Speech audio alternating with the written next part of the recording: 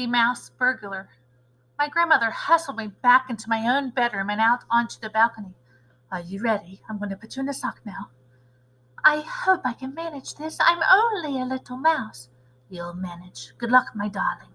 She popped me into the sock and started lowering me over the balcony. I crouched inside the sock and held my breath. Through the stitches I could see out quite clearly. Miles below me, the children were playing on the beach were the size of the beetles. The sock started swinging in the breeze. I looked up and saw my grandmother's head sticking out over the railing of the balcony above. You're nearly there. Here we go. Gentle does it.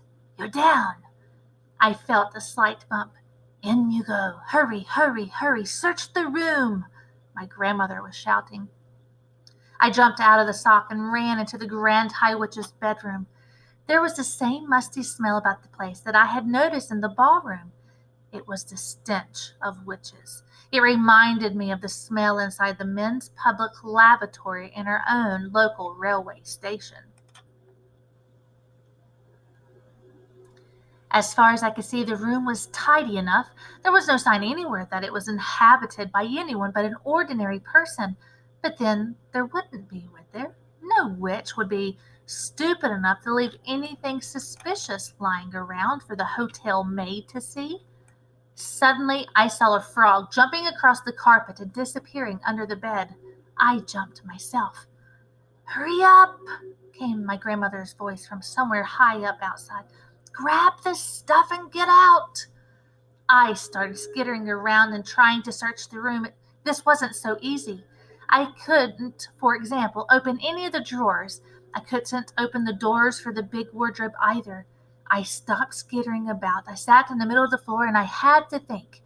If the Grand High Witch wanted to hide something top secret, where would she put it? Certainly not in any ordinary drawer, not in a wardrobe either. It was too obvious. I jumped up onto the bed to get a better view of the room. Hey, I thought, what about under the mattress? So very carefully, I lowered myself over the edge of the bed and wormed my way underneath the mattress.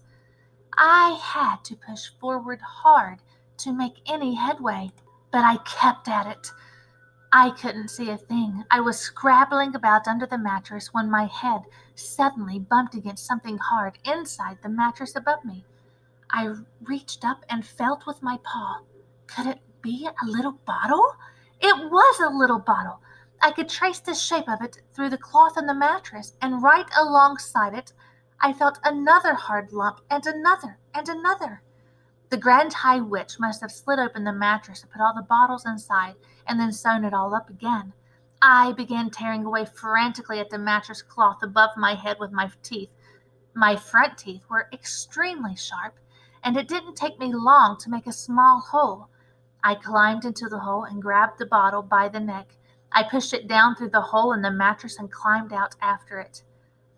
Walking backwards and dragging the bottle behind me, I managed to reach the edge of the mattress. I rolled the bottle off the bed onto the carpet. It bounced, but it didn't break. I jumped down off the bed. I examined the little bottle. It was identical to the one the Grand High Witch had had in the ballroom. There was a label on the side on this one. Formula 86, it said. Delayed action mouse maker. Then it said, this bottle contains 500 doses. Eureka! I felt tremendously pleased with myself. 3 frogs came hopping out from under the bed. They crouched on the carpet, staring at me with large black eyes. I stared back at them. Those huge eyes were the saddest thing I had ever seen. It suddenly occurred to me that almost certainly, once upon a time, they had been children, those frogs, before the Grand High Witch had gotten hold of them. I stood there, clutching the bottle, staring at the frogs. Who are you? I asked them. At that exact moment, I heard a key turning in the lock of the door, and the door burst open, and the Grand High Witch swept into the room. The frogs jumped underneath the bed again, and in one quick hop, I darted after them, still clutching the bottle, and I ran back against the wall and squeezed in behind one of the bedposts. I heard feet walking on the carpet. I peeped around the bedpost. The 3 frogs were clustered together under the middle of the bed. Frogs cannot hide like mice. They cannot run like mice either. All they could do, poor things, is to hop about rather clumsily. Suddenly, the Grand High Witch's face came into view, peering under the bed. I popped my head back behind the bedpost. "So, there you are, my little froggies," I heard her saying.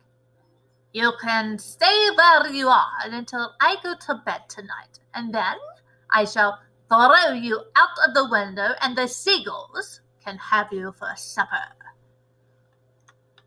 Suddenly, very loud and clear, there came the sound of my grandmother's voice through the open balcony door.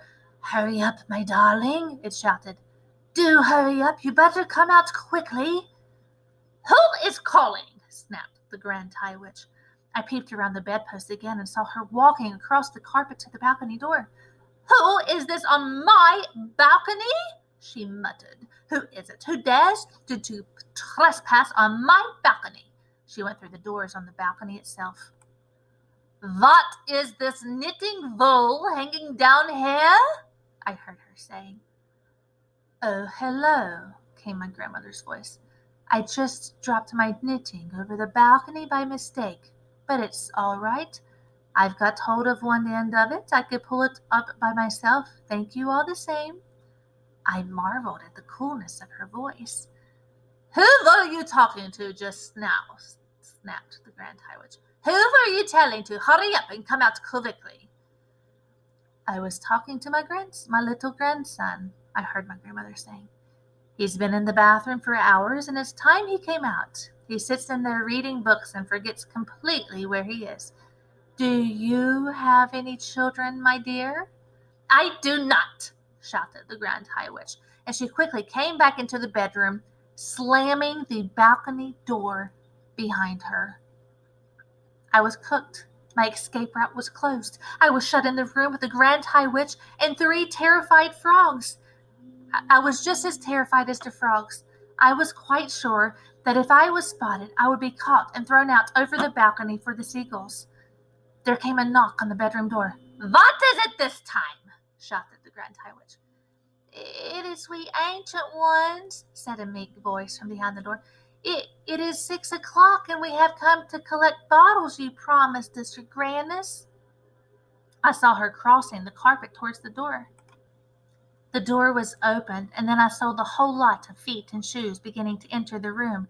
They were coming in slowly and hesitantly, as though the owners of those shoes were frightened of entering. Come in," snapped the Grand High Witch. "Do not just stand out there dithering in the corridor. I don't have all night." I saw my chance. I jumped out from behind the bedpost and ran like lightning towards the open door. I jumped over several pairs of shoes on the way, and in 3 seconds I was out in the corridor, still clutching the precious bottle to my chest. No one had seen me. There were no shouts of "Mouse, mouse." All I could hear were the voices of the Grand High Witch burbling their silly sentences about, "Oh, how kind her grandness is," and all the rest of it. I went scampering down the corridor to the stairs and up 1 flight. I went to the 5th floor and then along the corridor again until I came to the door of my own bedroom. Thank goodness there was no one in sight. Using the bottom of the little bottle, I began tapping on the door. Tap, tap, tap, tap, I went. Tap, tap, tap, tap, tap, tap. Would my grandmother hear me? I thought she must. The bottle made quite a loud tap each time it struck. Tap, tap, tap, tap, tap, tap. Just so long as nobody came along the corridor. But the door didn't open. I decided to take the risk. "Grandmama!" I shouted as loudly as I possibly could. "Grandmama, it's me! Let me in!" I heard her feet coming across the carpet and the door opened. I went in like an arrow. "I've done it!" I cried, jumping up and down. "I've got it, Grandmama! Look, here it is! I got a whole bottle of it!" She closed the door. She bent down and picked me up and hugged me. "Oh, my darling, thank heavens you're safe." She took the little bottle from me and read the label. "Formula 86, Delayed Action Mouse Maker. This bottle contains 500 doses." "You brilliant, darling boy. You're a wonder. You're a marvel. How on earth did you get out of her room?" "I nipped out when the ancient witches were coming in. It was all a bit hairy, Grandmama. I wouldn't want to do it again." "I saw her too. I know you did, Grandmama. I heard you talking to each other. Didn't you think she was absolutely foul? She's a murderer. She's the most evil woman in the entire world. Did you see her mask? It's amazing. It looks just like a real face. Even though I knew it was a mask, I still couldn't tell. Oh, my darling, she cried, giving me a hug. I thought I'd never see you again. I'm so happy you got away.